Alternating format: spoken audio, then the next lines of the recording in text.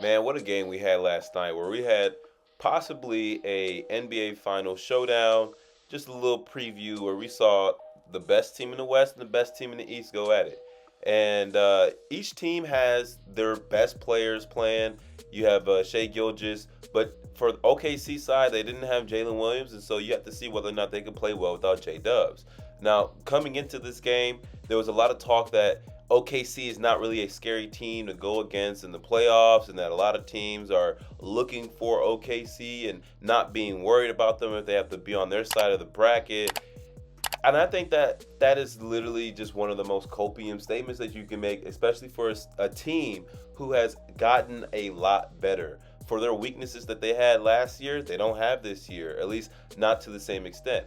They improved in their three-point shooting, and they got Isaiah Hartenstein, which gives another dynamic for their bigs and also makes them bigger in the paint since Hartenstein is a bigger guy, and also he's more of a more traditional kind of big nowadays where he can probably shoot just like a little bit, but he really kills in the mid-range where he has that nice patented floater, and he's a really good passing big. And that gives a lot more leeway to Chet and like the offenses in general because Chet now does not have to play that type of role, and you have somebody who's kind of pseudo playing the Draymond Green role on offense, where they're not going to guard Isaiah Hartenstein on the three, and so a lot of the times he gives a lot of handoffs to whoever it is, and you stretch the floor because of that.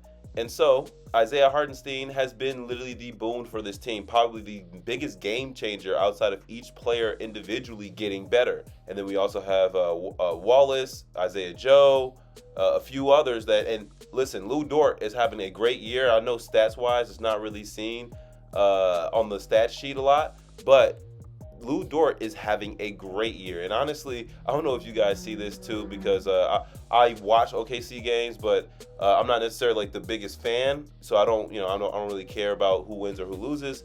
But I love seeing Lou Dort shoot the three because he has one of the highest arcs I've ever seen, and especially he probably has like one of the highest arcs outside of Curry in today's game. Like seriously, when you see him shoot, the ball almost goes out of frame.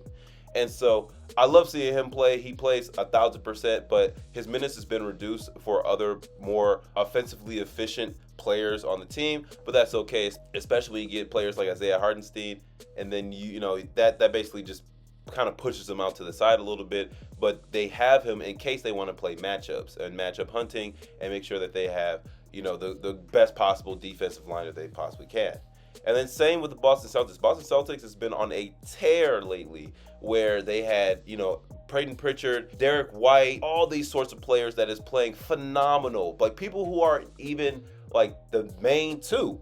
And we always got to give shout out to the old guy in the room, Al Horford. Al Horford has been probably one of the more interesting NBA stories, very similar to Brook Lopez, where they came into an era, had to shift their game in order to be a more modernized big, and was low-key ahead of the curve in that regard. And so now you see this guy still giving you productive minutes, still giving you great points, great defense off of being, like 80 years old in basketball terms. You don't really get that. And then you also have, of course, Jason Tatum, one of the best players in the league, who is, of course, graced with almost always having one of the best teams in the league. But hey, you can't really use that against them. And then you also have Jaylen Brown, who is great. However, there's one thing that I have a problem with the Boston Celtics, because the Boston Celtics is a great team. You have Derek White, you have Drew Holiday back now, Sam Hauser, Peyton Pritchard, a whole cast of people who is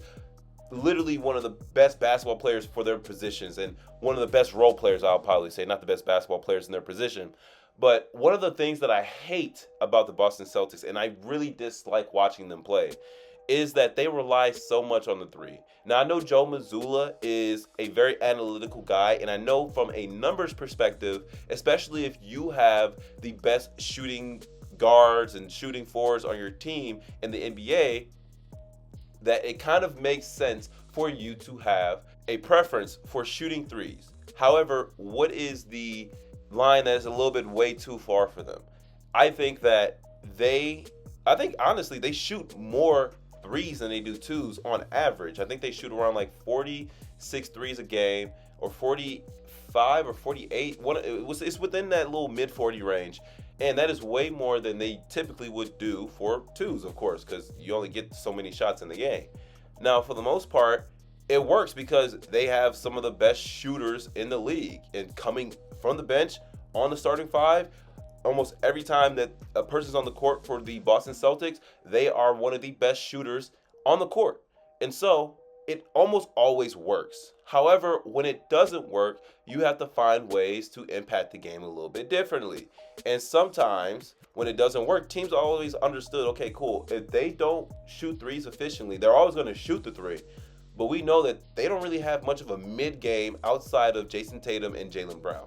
And so majority of the time, or unless you have Al Horford posting up, majority of the time, you are just basically playing three or the paint. And for the most part, that is a very good offensive strategy, because if you sell out for the three, you have the paint, the defense breaks down, and then you can pass out, kick out for another three, which is what they were doing in last game. However, they just wasn't making the shots. And so a lot of times where I saw Jrue Holiday having a wide open layup, or not necessarily a wide open layup, but it would have been a little bit tough because, not everything's going to be wide open in the NBA. You see that he kicks it out. And I love Jrue Holiday. I like the way he plays. I like his game.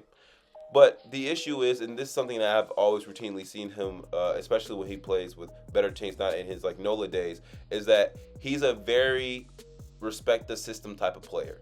Whatever the system is telling him to do, whether it's hey, shoot a bunch of threes or take a bunch of layups, he's going to do it. However, deviating outside of the system or outside of the coaching fundamentals that they're teaching and whatever team that he's in, he kind of plays like an in-between, I don't really know what to do game. And so a lot of times, from your basketball instincts and your basketball knowledge, that it is probably best for you to actually just take a layup if you have the layup, or just to take the regular midi if you have the midi. Regardless, he didn't really take either. And I know that he is capable of taking middies. We've all seen him play in the Milwaukee Bucks. We've seen him play in NOLA. We even, if you are old enough, seen him play for the Philadelphia 76ers. And so we have seen him kind of play in roles where he can have a little bit more variety in how many shots he takes and where on the court he takes those shots. However, because Boston prioritizes the three-point so heavily, he is incentivized not to take the easy floaters, not to take the easy layups at the rim, but instead to kick it out to a wide open shooter. And if you're on, you're on. It makes sense most of the times, but your basketball instincts is telling you have a wide open layup. A two is not better than a three. However, this two is probably easier to make than the three. And so when there are times were tough and they still had the opportunity to win the game because of how great they are and how good Jason Tatum is and just the plethora of role players that are great at their positions, they could not get over the hump because of their reliance and reluctance from taking anything but threes. And if you're only going to have players who are like Jaylen Brown and Jason Tatum be the real true kind of guys that can score on all three levels, you're going to have a problem when you're going against great teams. Like I said, for the most part, they won't have any problems if they're going against anybody else, and especially if they're not going to have a bad night, because I know for a fact that they're not going to be consistently shooting below their average. They're a really, really, really good three-point shooting team, and the Boston Celtics will not go against an opponent where their game plan against the Boston Celtics will be let them shoot threes. It's going to be tough regardless. And so, although OKC got past them this time, I hate the fact that when they go against them again, most likely in the finals if both teams meet again, that they're going to have a tough time because of how Boston plays. And I just, for the life of me, I just hate seeing it. It's too much reliance on the three. And me, I'm a more modern basketball fan enjoyer. But even myself can see that, yes, I understand that the priority is to shoot threes. However, it's just something where I'm just like, man, I get it. I understand the nuances. I understand why certain screens are set, why certain down screens are set, why certain things are slips and not necessarily people wanting to really attack the rim. I understand it. But for me, it's not that enjoyable as a fan. And honestly, it kind of makes me root against it because it's not enjoyable for me as a fan. Now, that doesn't take away from the fact that they are a great team. They're one of the best teams in the league, not only just in the East, but when you go against a team that's that stacked and you have SGA who literally took over in the third quarter, shout out to him, you're going to have problems. You're going to have major, major, major, major, major problems. And that is exactly what they ran into last night. Shout out to the Oklahoma City Thunder. They played their best. Shout out to Shai Gilgeous. Now, the one thing about OKC that this is not an immediate fix for them. One, they have to be able to shoot threes consistently. But two, the biggest thing for me is that Chet is going to be a liability when it comes to guarding, which doesn't really make sense.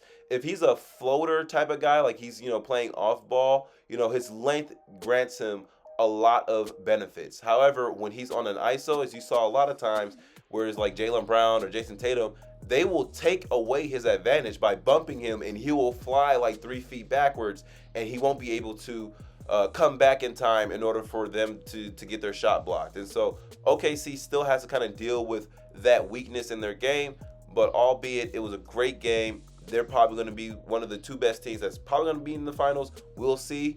But shout out to Oklahoma City Thunder. And if I didn't say it once, I'll say it multiple times. I hate the Boston Celtics in the way that they play, but maybe it's just a me thing. Let me know what you guys think in the comments.